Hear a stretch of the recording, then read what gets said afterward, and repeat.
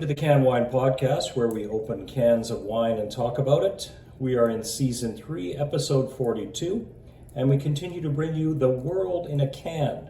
And this time we are off to, wait for it, California. And before we get into that, we have to talk about our Wine Nerd Word of the Week. And that, for this week, is not only a term, but a technique. And the technique is called graft or grafting. Now, this is the process where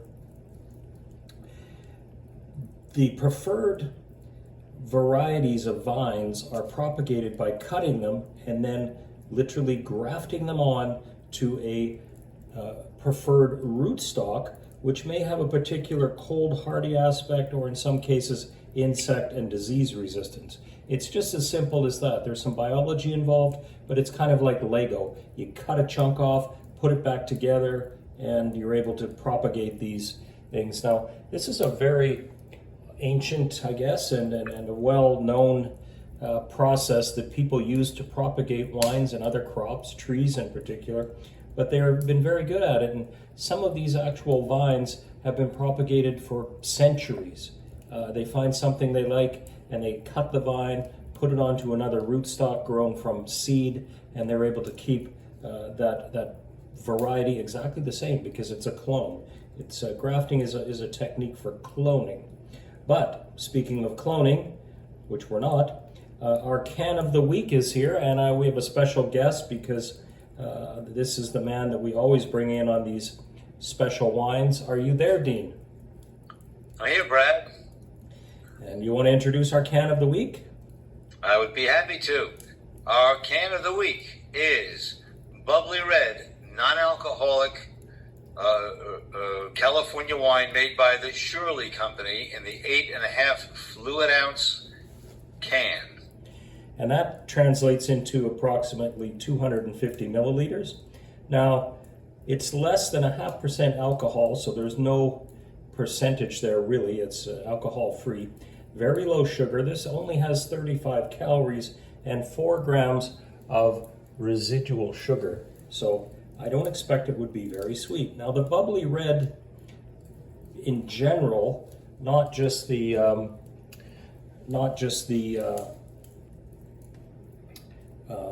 category rather than just non-alcohol, because this is non-alcohol, and you are the dean of de-alcoholization, which is why we always reach out to you on these ones.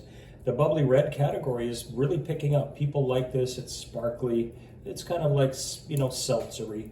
So that's very interesting with that. So, and Shirley makes a bunch of this stuff.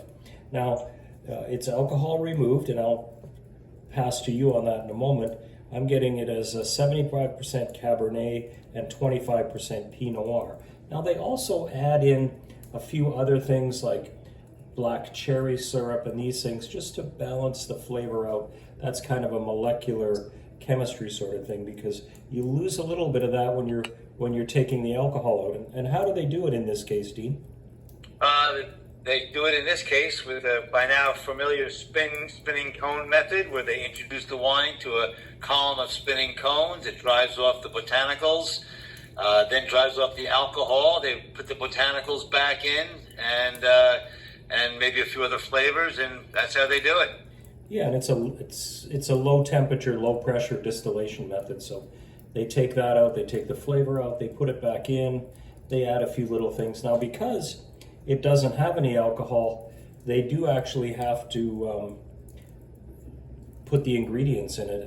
Wine is one of the few things you can can it, you can sell it. You don't have to put ingredients to what's in there. There's a little bit of sulfite in this just for preservation, but otherwise it's a de-alcoholized wine, some grape juice, and maybe if the rest of the Shirley lineup is any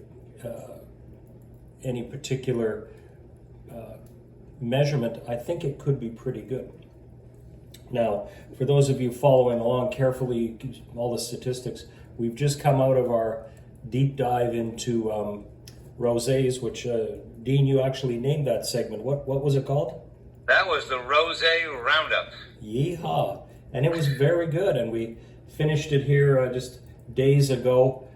We've sequestered ourselves in a remote cabin in the middle of the Hudson River, upstream from the city a ways, and we're enjoying it here. It's peaceful, very low tech, and we're enjoying opening our cans of wine and talking about it. So now, the winemakers in this, do you have any information on that? I didn't find that, but you were mentioning something earlier.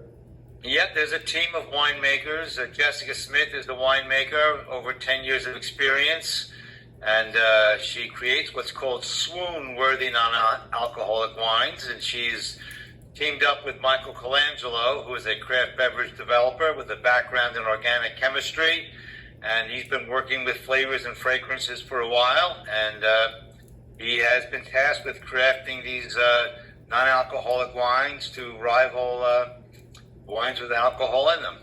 That's great. And if people are either doing non-alcohol or soberish lifestyle, this gives them options to enjoy, potentially an adult beverage, or at least an adult beverage taste, without any of the hangover downside or alcohol. So if you like the taste of wine but don't like what goes with it, this can be, as far as the alcohol, this can be a good choice for you. So it is a California wine. It's made in California, and it's distributed by Forward Foods. I think it said they were from Texas or something like that. So they certainly have a good distribution network. I've seen this at Targets. I picked this up from the Superfood Town, my local grocery store, and they have a special aisle for mixers and things like that. So if you are looking, check that out. Well, it comes to the time where we do what we do here on the Can Wine Podcast, which is, Dean? Open cans of wine and talk about them. Exactly. So without any further ado, we'll do that, and then we'll talk about what we find when we get to this.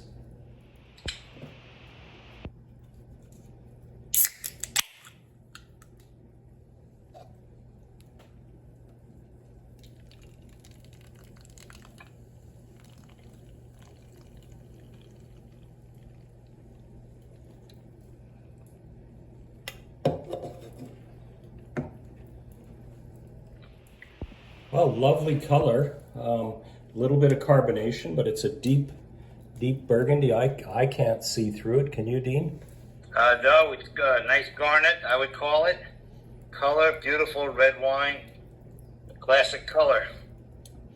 I'm tasting very fruit forward, as they recommended or had said. I've got cherry and plum flavors. Are you tasting that? I am tasting that indeed. That is a very fruit-forward taste. They said maybe even some what they call baking spices in there. I'm not sure I get them, but I'm trying to find them.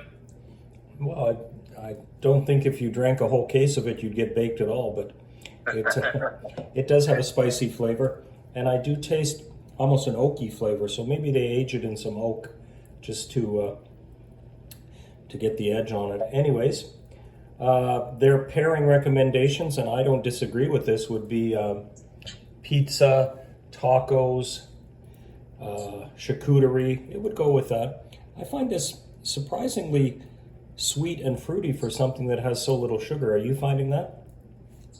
I think the initial taste is sweet, but then when it finishes, it doesn't leave any syrupy taste on the palate. No, it is dry and somewhat acidic. I'm liking that. Indeed. That's good. Well, our shout out today, we got a shout out to Andy, who's just across the water from us here, on the other side of the what is that? It's not Half Moon Bay. I think it's Croton Bay is on that side of us. Also, Todd and Martha, good to see you on the trail, enjoying some exercise and checking out the birds on Croton Point. Catherine in Regina, Saskatchewan, haven't talked to you or seen you for a little while. I know you're busy with everything, but this would be a great wine for you to try out. I don't know if it's available in Canada. I know they pulled all of the Canadian wines off the shelf, but this maybe escapes because it's non-alcohol. So we'll try and get you a case if we ever make it up there again. Now, our head scratcher, our last episode's answer was, and so far nobody's come up with it because we're doing these things fairly rapidly right now while we're out here. It was Shiraz, that the Stag's Hollow Rosé was made from Shiraz, from a special section of the vineyard there. So, and this week's head scratcher, which this is a bit of a puzzler, and the people that are regular listeners will have an advantage. What other Shirley wine did we open to end our season last year, and at what location? So if you know where we ended up last year, and we're still arguably a month and a half away, we're going to take you on an adventure here through some things that we like to drink, which is, I like these Shirley wines. We may get another non-alcohol white in there, but we do have some whites and reds and things just to kind of wrap it up for the end of the year. And I'm not sure where we'll be for the end of the season. I might like to come back here. This is very pleasant. Thank you, Dean. As we're closing here, we always appreciate your input, and it's great to reach out to you now that you have a copy of Dr. Ron Jackson's book to hit you up for a word nerd word of the week every once in a while. That is quite the tome. It is. You can press flowers with it or find out everything you wanted to know about wine, but never really knew you wanted to know that, because it's in there. It's excellent. Now, in closing, we want to thank you for tuning into the Canned Wine Podcast, where we open cans of wine and talk about it. Remember, as always, to enjoy responsibly, and perhaps an NA wine might be something that you would enjoy before you maybe have to go to a soccer game or pick somebody up later. And having a wine isn't an option, but you still would like to have something that pairs well with food. So, and just because it comes in a can, you shouldn't really drink and drive. Remember, the Canned Wine Podcast is a Center Stage production, all rights reserved.